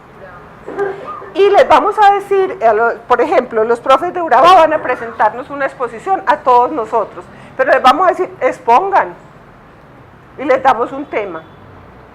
¿Y qué tal que les decimos, pero vea, profes, lo que vamos a usar como criterios es el dominio conceptual que tienen, el manejo del lenguaje especializado. Vamos a mirar la coherencia y la profundidad en la presentación de las ideas. Vamos a mirar la adecuación de eso que están exponiendo con el tema que se les dijo que era la exposición. Vamos a mirar el análisis de los casos porque teníamos un caso en ella. Pero además vamos a mirar cómo lo hace frente al público. Vamos a mirar si respeta la crítica. O sea, si cuando le digo, a mí no me pareció que tú, él no se pone como una fiera, sino que dice, tienes razón, voy a revisarlo. Vamos a mirar su capacidad de responder las preguntas que le hacemos desde aquí. Cuando yo les digo a los profes de Urabá que con eso vamos a mirar su exposición, ¿cómo se preparan los profes de Urabá? ¿Con esto? ¿Sí o no? ¿Cómo les va a ir? Probablemente mucho mejor que si no se los hubiéramos entregado. Expongan. Y después yo digo, a mí no me gustó, o a mí sí me gustó. Y si vamos a hacer lo que alguien mencionaba ahora de la evaluación entre pares, entonces yo digo, no, a mí me cae tan bien una de esas profes que expuso que lo hizo pésimo, pero yo le voy a poner 5. Lo hizo terrible, porque como no hay criterios, yo le puedo poner 5. O me cae tan mal que lo hizo súper, pero le voy a poner 2,9, porque no hay criterios. Entonces es como un juego absurdo de evalúo al compañero. Y el compañero, bien, yo creo que lo hizo bien, que se superó. ¿Qué? Pero si yo le digo, no, evalúalo en el manejo de la coherencia de la tesis que presentó, y la puedo seguir desglosando, ¿cierto? Pero lo primero que tengo que hacer, así estén en maestría, es decir, oye, ¿y qué es coherencia? Todos sabemos qué es coherencia ahí en ese criterio. No demos nada por sentado. ¿Qué es coherencia? ¿Cómo queremos que sea claro? Y entonces en estos días nos reíamos mucho en un curso que hacemos, que pasamos, bueno, ¿sí o no, profe? Con Bernardo, diga que sí, diga que sí. ¿Qué es claridad en un criterio? Y entonces alguien decía, por ejemplo, ¿qué es claridad en la escritura? ¿Cierto? Entonces, pues que sea suavecito, clarito, que no esté muy... ¿Y sí o no? O sea, a mí nadie me dijo que era claridad. Puede ser, ¿cierto? Entonces, ¿qué es claridad? ¿Qué es que tenga claridad? Cuando yo sé eso, ahora cuando se va de la asesoría a mi estudiante, me tengo que cerciorar que es capaz de hacer eso. Para eso lo asesoro. Para eso lo asesoro. ¿Te quedó claro? Vamos a hacer un ejemplo. ¿Cómo lo podríamos plantear de esa manera? Porque si no, también lo estás dejando pues con una lista de cosas, pero tiraditos. Entonces, ¿qué es lo que tienes que hacer? Entonces, cuando los compañeros de Urabá están presentándonos la exposición y saben que aquí van a mirarlas, cómo contestaste las preguntas que hacemos, yo soy de los compañeros de Urabá, entonces le digo al otro, vení, hace preguntas, ¿qué se te ocurriría preguntar entre el mismo grupo? Para ver cómo, es decir, adecuamos, hacemos la vida lo más auténtica y cercana a eso que es lo cotidiano. Pero eso hay que mostrarlo, ¿cierto? Porque cuando no hay criterios, entonces, ¿cómo expuso? Pues, más o menos bien, yo creo que, pues... Buena expresión corporal. Sí, no, bien, sí me cae bien. ¿Cierto? ¿Sí? Entonces, ahí evitamos, profes, que vea, yo soy estudiante trabajador, yo vivo muy lejos, espérate, kilómetros de distancia para evaluar en la epistemología no estaba, el criterio no era ese. O sea, no, yo no estoy diciendo que seamos tan rudos con eso, pero a cuántos kilómetros vive no es un criterio de evaluación, para eso usted sabe epistemología. Si usted maneja o no maneja el taxi y duerme muy poquito, no es un criterio para decir si sabe investigación. No es un criterio para decir que tiene comprensión sobre el hecho artístico que estamos trabajando. No es un criterio. Lo que podemos hacer es buscarle un mecanismo. O sea, entonces vamos a priorizar una cosa con vos, vamos a llevar, vamos a conseguir con el alcalde una cámara para podemos hacer 1000 cosas, pero no decir que sabe epistemología, porque no está el criterio aquí. Profe, yo leí eso 3 veces. ¿Hay un criterio de cuántas veces lo leyó? Profe, véame los ojos, 3 de la mañana. ¿Qué estamos mirando con estos criterios? El esfuerzo y la conmiseración que se pegan de una manera absurda en la academia, o estamos mirando estos criterios puestos desde la academia. ¿Qué estamos mirando? Entonces no es, claro, un estudiante trabajador se demora más haciendo la maestría que uno que no trabaja. Pues más o menos lógico. no quiere decir que el que no trabaje no la pueda hacer, es que hay que generarle unas condiciones para que la haga. Pero no puedo cambiarle los criterios a trabajador y no importa que no aprendió nada de ciencias ni de biología, ni que hay ninguna propuesta didáctica que tenía que hacer, porque trabaja, porque entonces eso no camina, eso no funciona. Esa articulación es la que hay que tener clara ahí. Por eso el punto fundamental de una asesoría es cuáles son los criterios que hay. Y fíjense que estos criterios no son exclusivamente para calificar, son siempre se evalúa. A veces se califica, ¿sí? Pero siempre se evalúa. De vez en cuando calificamos, ¿sí? Cuando se necesita. Entonces, estos criterios no son una cosa exclusiva del pedacito de la evaluación, porque si miran, cuando ustedes organizan sus objetos de conocimiento que van a enseñar y determinan estos criterios, ¿qué les quedó aquí? Una parte importantísima de su planeación, porque es que los criterios no son vacíos de contenido. Si lo que queríamos era trabajar sobre un asunto de la estética y la representación del cuerpo ¿con qué hago los criterios? Con eso. Si lo que quería trabajar es un tema sociológico en relación con la conformación de los gremios para leer las condiciones socioeconómicas de los mineros, ¿con qué hago los criterios? Con eso, o sea, ¿cómo lo hago pertinente? Cuando el otro es capaz de... ¿Qué es pertinente? Para explicarle a mi estudiante, cuando el otro es capaz de tomar, digamos, una teoría económica, una teoría política, pasarla por este contexto y leer un asunto real que hay allá en Ituango.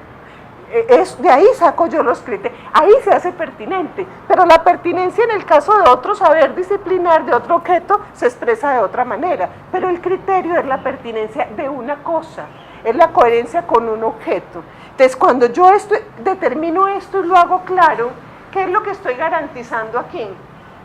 Que el otro comprende cuál es el proceso que hay, cuál es el recorrido, cuál es el camino que hay de aquí a acá.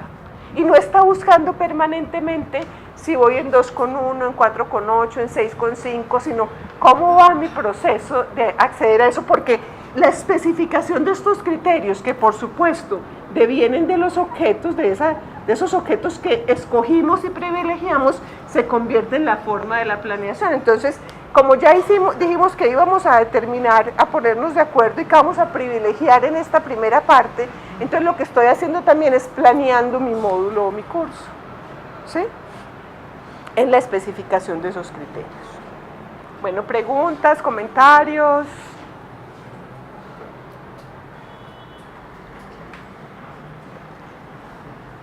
Observaciones, etcétera.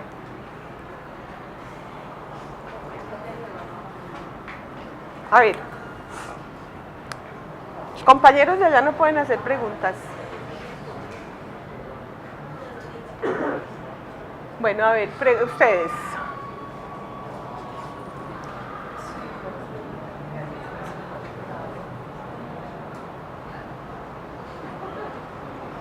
Ahora, de aquí, de esto que estamos hablando, a un lugar de concreción, que es poder definir cómo hacemos este registro, es muy fácil. ¿Está claro cómo es muy fácil? Dale.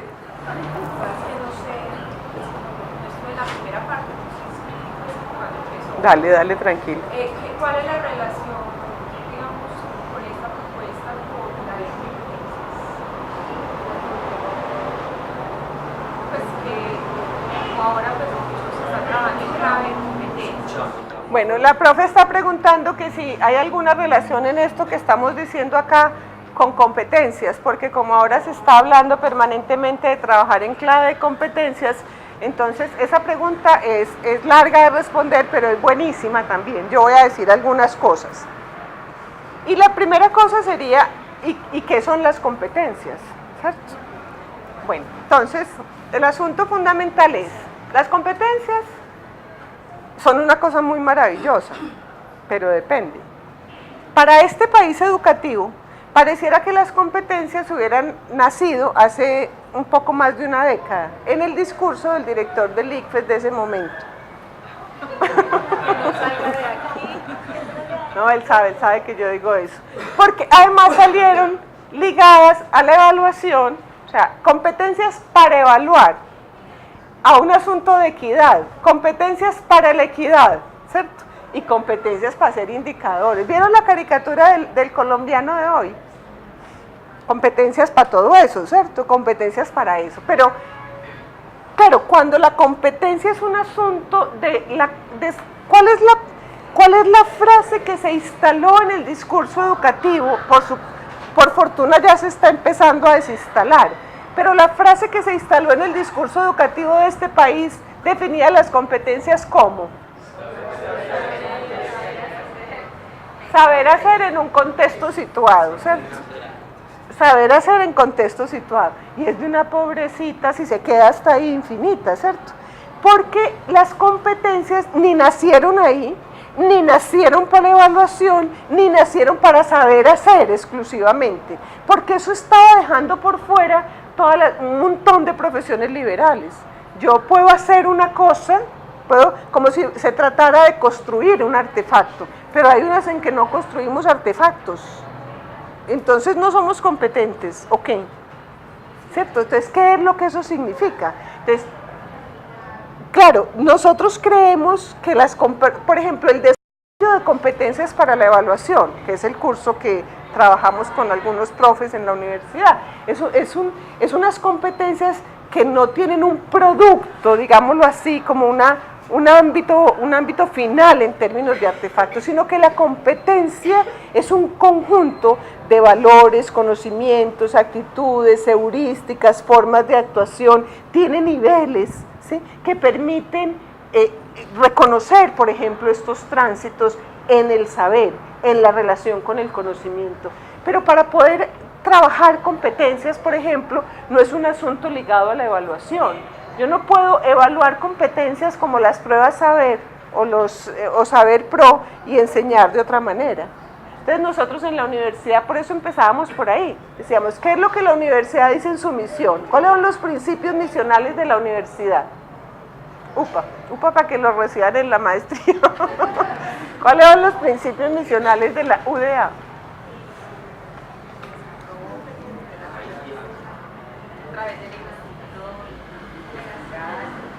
Entonces nosotros hablamos de una cultura humanista que investiga, que va a las regiones, que tenemos sujetos intelectuales políticamente correctos, que investigan, que, bueno, listo, eso está escrito y nos quedó lo más de bonito y todo. ¿Cómo hacemos para que eso sea posible? ¿Qué se necesita para formar un sujeto crítico e investigador? Para que tomemos pues esas dos. ¿Qué se necesita? Uno puede ligar ese principio facilísimo, es decir, abrir 30 líneas de maestría. Y quedó chuleado este principio.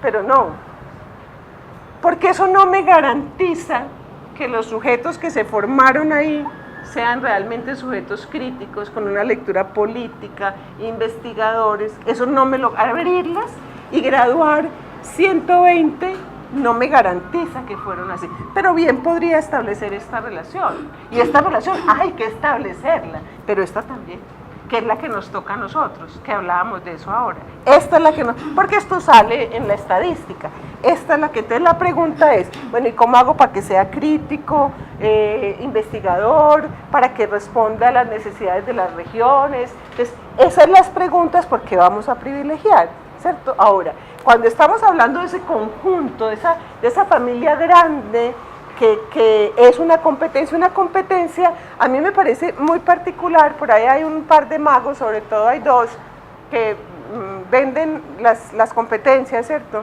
Y cada vez instrumentalizan más el lugar del maestro, cada vez, porque si no le ponemos cuidado a eso de las competencias y lo pensamos de otra manera, vamos a terminar en la tecnología educativa del 50 para allá, ¿cierto? Porque es una instrumentalización impresionante. Dice, planee su clase y diga cuáles competencias va a desarrollar con su clase. Por favor, uno en una clase no desarrolla ninguna competencia, uno todo el tiempo favorece competencias, pero las competencias ¿acaso tienen un punto límite? Las competencias, yo no puedo decir, eres competente, ¿no? ¿Por qué? Porque las competencias se robustecen. ¿Cuándo?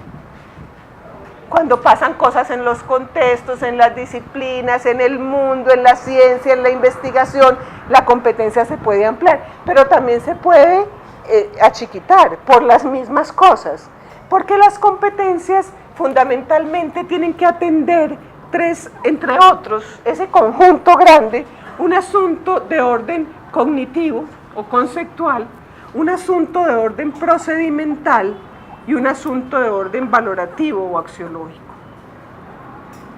Cuando uno mira esto dice, nosotros no hemos trabajado por competencias cuando somos unos maestros comprometidos, claro, entonces no es ninguna novedad, no es ninguna novedad. Ahora, esto no se puede trabajar separado, porque yo no puedo ser competente si solamente sé hacer. Pero tampoco si tengo esta más esta, ¿cierto? Porque el punto de ese sujeto crítico es que, claro, él va a tomar decisiones frente a los hechos de todo orden que tiene que tomar, pero no las toma aquí solito, las toma porque es un saber informado, conceptualmente fuerte, y porque tiene un procedimiento para hacer eso. Entonces, esas competencias no se paran, no pelean con los saberes. Incluso hay varias investigaciones que dicen no están al margen de los saberes, porque se creyó que ya no había que saber nada sino saber hacer. No, se trata de poder, con el conocimiento, ¿sí? tener procedimientos, pero ser valorativo, tomar decisiones, es decir, los principios axiológicos que hay ahí. Porque a mí no me sirve de mucho cuando yo puedo explicar desde la teoría de la ingeniería civil un asunto de estructura y de cálculo en el edificio Space. Y puedo hacer un procedimiento de lectura, ¿cierto?, de cómo se hizo el cálculo y la ubicación de las columnas. Pero eso es que se cayó ese edificio allá, eso es problema de ellos. Si están construyendo, ¿para qué construyen donde no se puede? ¿Qué tipo de profesional formé?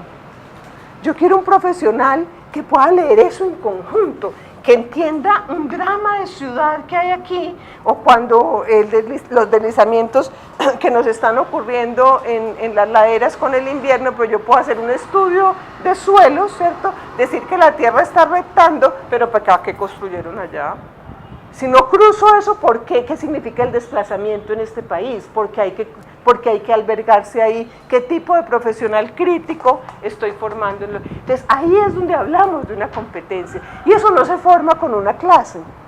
Porque lo que hace es que está mirando, y miren, una cosa muy grave, los resultados de las competencias genéricas, que salió un artículo en semana de... No, el de PISA no, de las universidades, se me olvidó cómo se llama este hombre, las pruebas genéricas, de los resultados de las competencias genéricas de las universidades, acaba de salir en semana, es que se me fue el nombre.